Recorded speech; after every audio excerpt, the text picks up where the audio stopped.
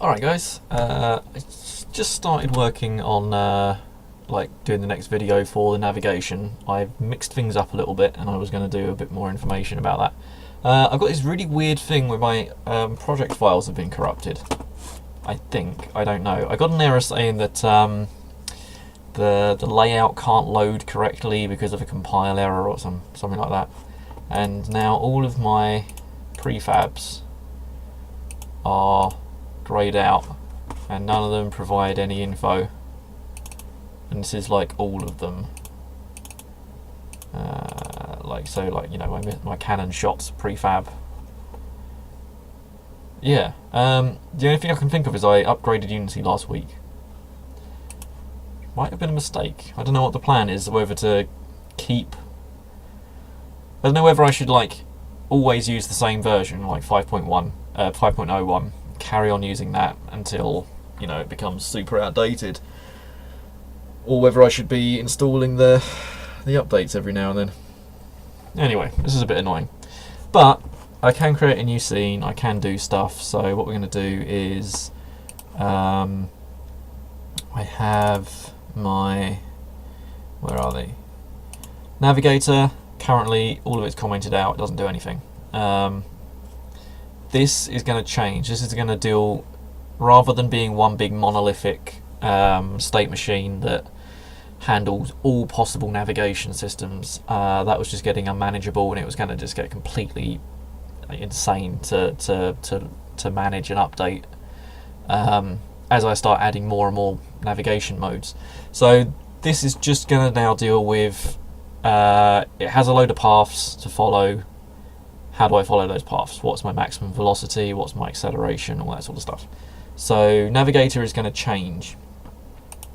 We've got this new script, or this new component called a navigator waypoint manager, and this is basically handling the low level adding and removing and linking up Bezier splines that are added to something that's able to navigate through the game world.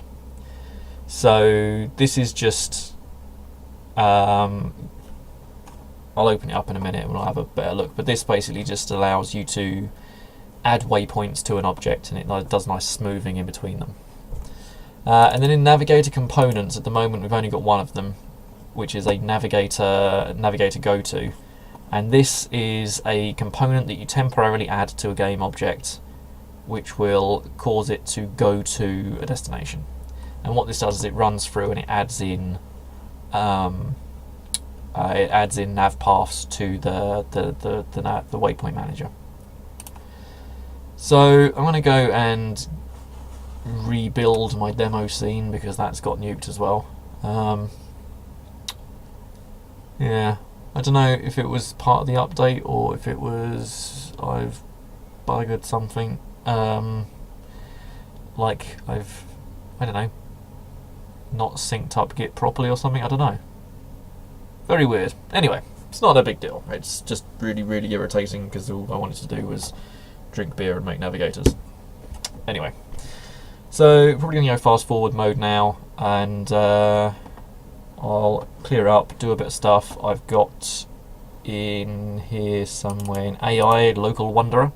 This doesn't do anything at the moment. What that is going to do is it's going to pick a random position in the grid cell, navigate to it, pick another random position, navigate to that, and it's just going to move around inside the same grid cell.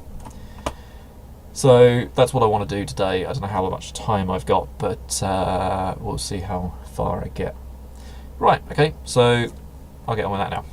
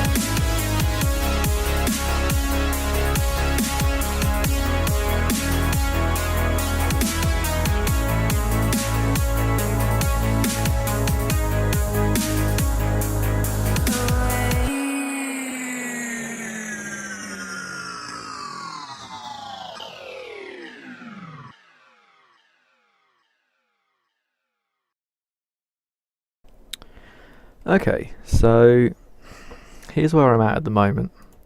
I'm not really 100% happy with this.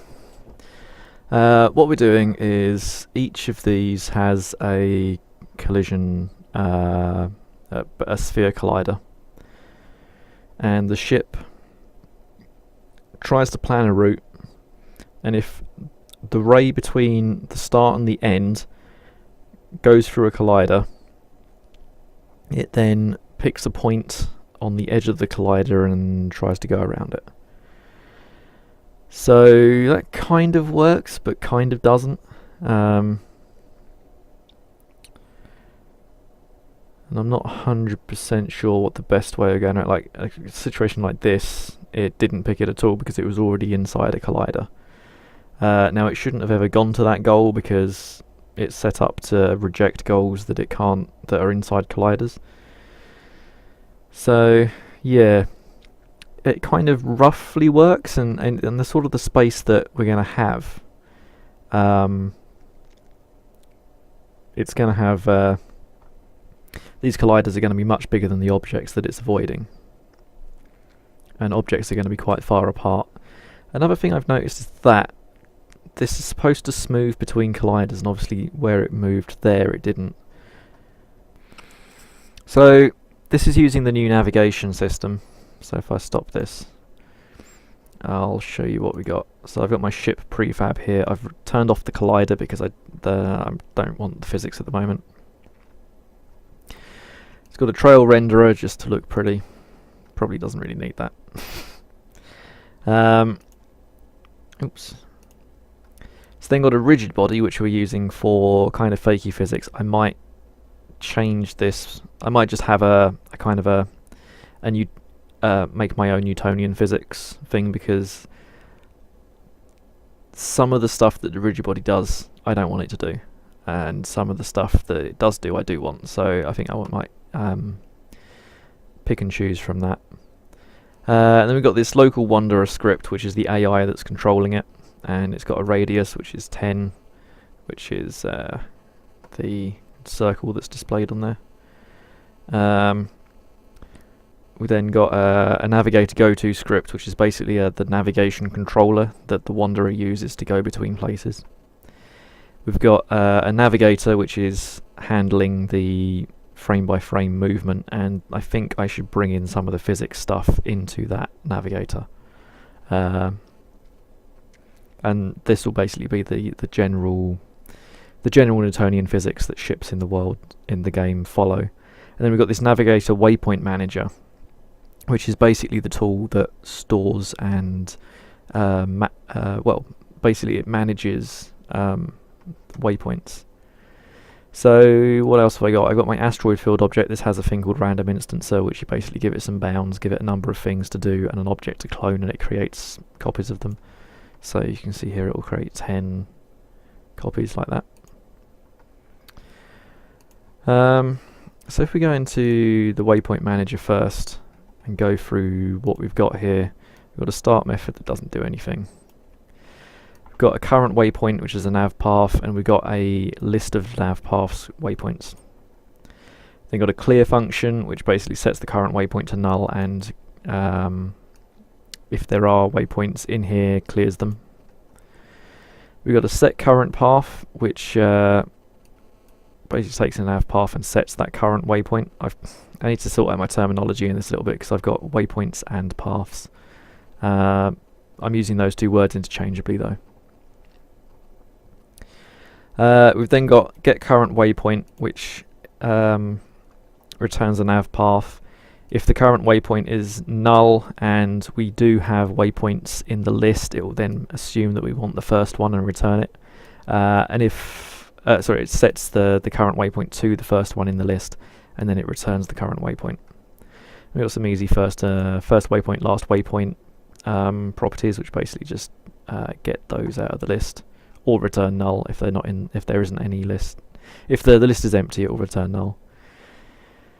Get next waypoint basically sets this current waypoint pointer to the next one and returns it. So that's basically what we're using for most of the time to say if we've got to the end of our waypoint list, get the next one. We then got an append, which basically just adds on a waypoint straight onto the end. If there are existing waypoints, it adds it to the end by setting the previous value in the new one to the last one. I can actually change this to last waypoint, can't I? That's a bit more readable. And because we're adding it to the end, it will set the next to null, and then it adds it to the waypoint list. Append smooth waypoint is a little bit cleverer, or a little bit more clever rather. And you give it the same as this. You give this a goal to go to because it modifies the waypoints. So what we're doing is, if the list is already empty, then we are just calling the regular append method. And then basically what we're doing is we're getting the last waypoint in the list. We are getting points, the first point and the last point. It will probably be easier if I draw this. So we got start and we got an end, or a goal, and then we've got some object in between. Those objects have collision spheres around them, right?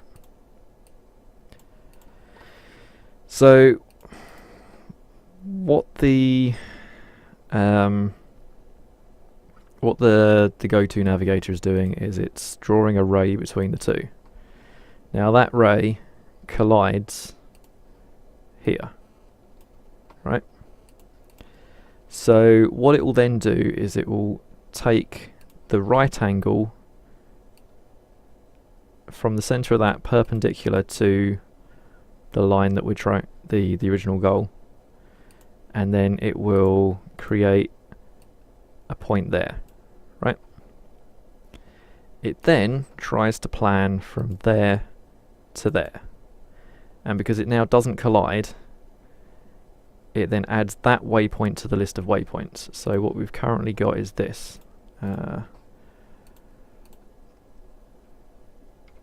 So that's waypoint 1.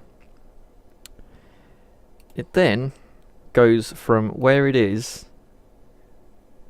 to the goal, tries to plan. Because it doesn't collide, it then adds that to the goal, that to the list. So we've now got 2 waypoints in the list, and it sends those back. This whole thing loops. So if we have a situation where we have 1 there and 1 there, I think, let me see. Let me just try and get this a bit better. There we go. So what it will do is, again, it starts there to there. Can't do it, so it gets the perpendicular to there. It then plans from there to there, which it can do. It then plans from there to there. It can't because it's hit, so it gets the perpendicular again. And now it tries to plan from there to there, which it can. It will then try to plan from there to the goal, which it can, and then it returns these 3. It returns this path here, right? So we've got this path. What will then happen with the waypoint manager, it then adds smoothing curves to these to get a nice smooth path around everything, like that. So we end up with this smooth path that's generated. So that's how it works. It doesn't work as well as I'd like it to work. Why that is, I'm not sure. So I'm probably going to sleep on this. I'll probably go on and work on the orbiting stuff again to get the orbit manager working in here. But first go, I'm kind of happy with this. That's that. Local Wanderer is fairly simple. It has this wander radius. It then has a coroutine called run, which loops forever. If when it starts the loop, the waypoint manager is empty. It then resets the waypoint manager, waits for 5 seconds to just pause between stuff. It then loops here, and it keeps trying to generate plans to goals. And if the goal is blocked, this plan path returns false. So, or if it can't plan for whatever reason, it returns false. So then it picks a new goal and replans, and it keeps doing that until it has this Boolean success is true, which means it has successfully planned something. And it goes down here, it sets up what we're doing here. We're doing the first waypoint. It's just smoothing it so that it doesn't go like diagonally straight into something. It kind of smooths nicely in. I think that can honestly be a little bit smaller. And then it sets the current waypoint to the first one. I had a problem where it wasn't adding stuff together. I think I can take that out and it shouldn't have any problems. That runs if it doesn't have any current waypoints. If it does, if it has reached the end, so the current waypoint is null, then it will clear it, which means that when it gets back up here, it will run this again.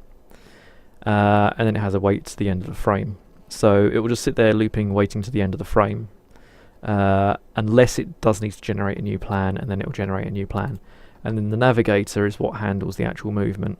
So in update in navigator, it gets the current path that it needs to follow. It checks if the current path progress is over 1, it needs to go and get the next path. And then this is if there is a path to do, it will then basically work out how it needs to move along the path using the velocity and the acceleration that we have. And then if there's no paths and it's moving, it then uses the physics, the rigid body, to just drift to a stop. Now, that's like the only place where it's going to be using rigid body, so I'm thinking that I will probably remove the rigid body and bring in some basic Newtonian physics into this navigator class, because anything that wants to move with Newtonian physics is going to have this, otherwise it will be following some sort of Bezier curve path. Okay, so that's pretty much that. If we go back to Unity and give it a run. So that's it for my my second attempt at doing this navigation. I'm happier with how this works. It's obviously got some problems. You can see here, this should have caused a collision, but it didn't plan around it. So it's got some little things that I need to tweak, which I'll probably do and then do a kind of an update video. But this is basically where I'm at with the random wanderer AI and the go-to navigation mode. So great, thanks for watching, and I'll see you in the next video. Right, rock on guys, bye.